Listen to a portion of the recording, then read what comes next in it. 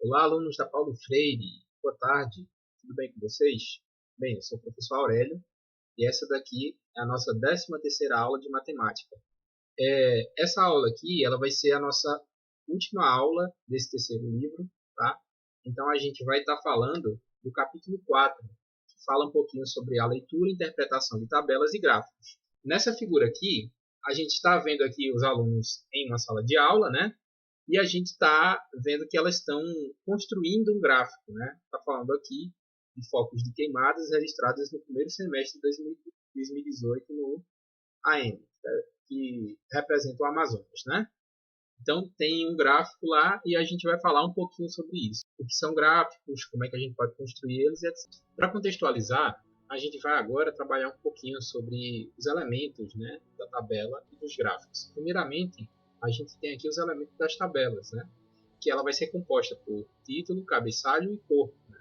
No corpo é onde a gente vai ter as células, as colunas e as linhas. E ainda vai ter o rodapé, que geralmente é onde vai ter a fonte, tudo bem? Então, eu peguei uma tabela aqui um pouco diferente para a gente trabalhar, tudo bem? Diferente da do livro, né? Mas vocês podem observar esses mesmos elementos lá. Quais são as informações gerais dessa tabela, né? Por exemplo, níveis de atendimento com água e esgoto nos municípios cujos prestadores de serviços são participantes da SNIS, certo? Em 2013. Segundo a região geográfica do Brasil, né? Bem, aqui a gente tem as regiões Norte, Nordeste, Sul, Sudeste, Centro-Oeste e o total, que é o Brasil, né?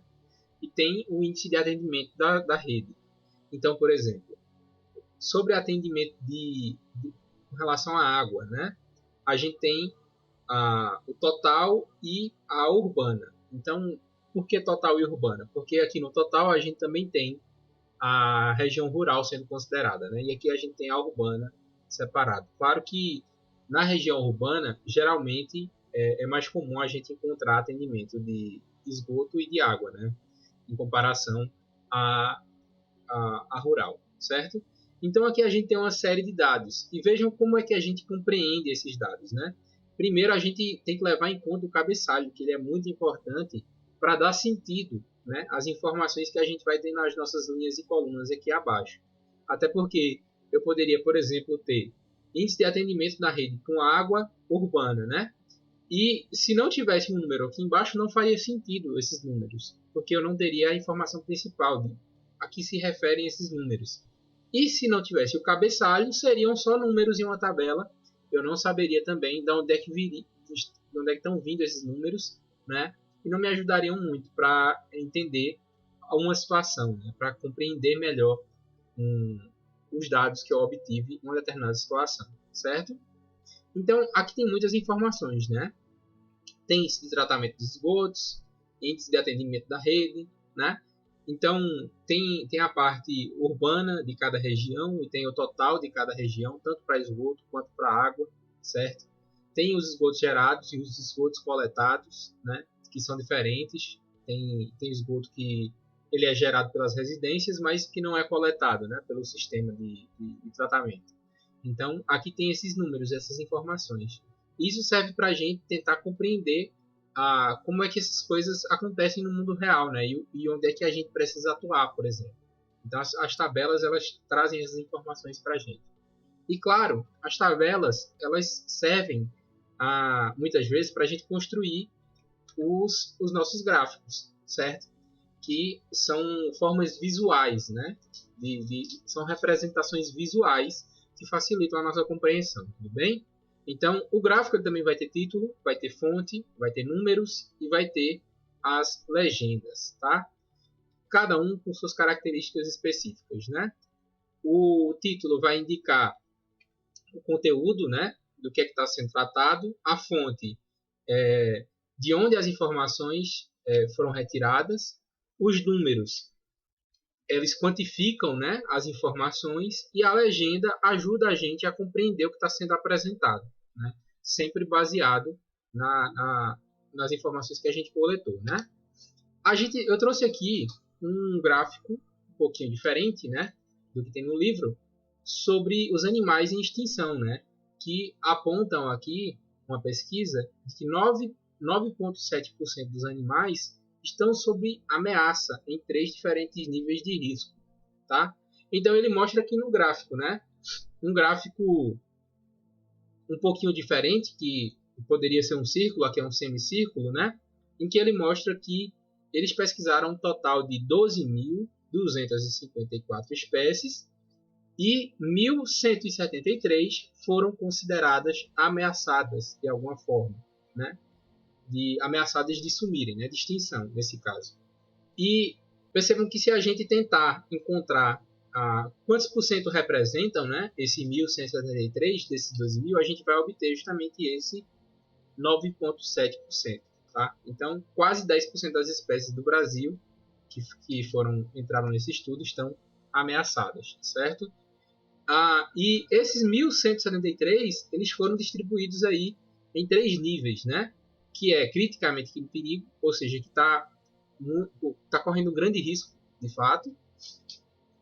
Tem um em perigo, que também está correndo risco, mas tem formas mais previsíveis, né, de a gente contornar. E tem vulneráveis, que são aquelas espécies que estão chegando cada vez mais em risco, né? Tem essa tendência, já se notou isso. Tudo bem? Então aqui, para esse lado, tem mais risco de extinção, e para esse lado aqui, menos riscos de extinção, certo? Aqui eu coloquei para vocês um outro exemplo, né? E esse sim tem um livro da gente que mostra uma tabelinha que está falando sobre vitimados por acidentes de trânsito, né? Em 2010. E aqui a gente tem os tipos de usuário, né, do transporte, e aqui a quantidade de pessoas, né, que sofreram, que foram vitimados nesses acidentes. E aqui embaixo a gente tem a fonte, né, que está um pouco embaçado aqui por causa da qualidade da imagem. Então, nessa tabelinha aqui, o importante é a gente notar a quantidade, né, para cada coisa. Por exemplo, eu sei nesse caso aqui que os motociclistas foram vitimados mais de 25 mil motociclistas, né? 25.011, certo? Enquanto pedestres foi um número mais reduzido, né? 5.896. Então, essas informações são importantes e que a gente pode utilizar de muitas formas, tudo bem? Então, por exemplo, né? Uma dessas formas é utilizar essas informações para construir gráficos, e aqui está um deles, tá? Onde a gente tem aqui o número de mortes, certo? E aqui a gente tem ao longo dos anos. Então, eu poderia perguntar, por exemplo, né? Quanto aos acidentes, aos mortos, né? Por acidentes envolvendo motocicletas, eles tendem a aumentar ou a diminuir ao longo dos anos que já foram pesquisados? Bem, aí a gente vê aqui no gráfico que tem uma linha crescente, né? Ela está crescendo até o momento, até o ano de 2013, 2014, foi quando deu uma estabilizada. Então, tem uma linha crescente, né? Aumentou bastante o número de mortes causados por esse tipo de acidente, certo? Isso é só uma das muitas questões que eu posso levantar e responder utilizando gráficos, tudo bem? Então, aqui no nosso livro tem um dos casos, né, que ele dá algumas dicas falando sobre o consumo sustentável, tudo bem? Então, aqui a gente abaixo tem algumas das principais práticas, né, para que a gente realize. Então, fazer a reciclagem de lixo, né, de material, se possível, de plástico, de metal, de papel. Realizar a compostagem, que é você pegar todo aquele alimento que ele é orgânico, né, e você transformar em uma espécie de adubo, né, e aí você pode adubar suas plantas. Diminuir o consumo de energia na medida do possível, né, evitar deixar a luz ligada de forma desnecessária, e assim como os outros aparelhos, e etc. Né? Levar sacolas ecológicas ao supermercado, que é evitar o uso de sacolas plásticas, né? Sempre que possível utilizar uma sacola que seja reutilizável, é interessante. E várias outras aqui, né? Diminuir a impressão de documentos, que geralmente a gente agora está mais utilizando na forma digital, né? Que reduzem de alguma forma o consumo de papel, e muitas outras, né? Utilizar geralmente lâmpadas LED, né? Que tem um consumo menor de energia, dar preferência, se possível, a energias renováveis, né? por exemplo, energia solar e energia eólica, que a gente tem em alguns locais aqui na nossa região. Então a gente vai utilizar agora um exemplo, né, de tabela e de gráfico. Como é que a gente pode fazer essa transposição, né? Pegar um gráfico, aliás, pegar uma tabela e transformar em um gráfico. Então, a gente está aqui com um exemplo da prática de esporte pelos alunos, né? Então, dentro de uma determinada turma, a gente tem vários alunos, né? E dentro desses alunos aqui, 10 praticam futebol, 7 praticam basquete, 8 vôlei, ginástica artística 5 e handebol 6. No caso aqui, a gente não está com nenhum aluno que não pratica nenhum esporte, certo? Então, como é que a gente poderia representar esses valores aqui dessa tabela em um gráfico? E tá essa representação já aqui ao lado, né? Então a gente tá aqui os esportes, tá? E aqui embaixo, na legenda, a quantidade de alunos que praticam, né? Então, por exemplo, aqui a gente consegue observar que o futebol é o que tem o maior número de alunos, né? 10. Mas aqui a gente tem na forma visual, tá? A gente percebe o tamanho da barrazinha do futebol, que é bem maior, por exemplo, que a ginástica artística, certo? Então, é isso que o gráfico fornece para a gente muitas vezes, a informação visual além da numérica. Então, geralmente a gente pega uma tabela e consegue transformar ela em um gráfico. E são muitos os tipos de gráfico, né? Por enquanto é isso, certo? Essa daqui é a nossa última aula do nosso caderno 3.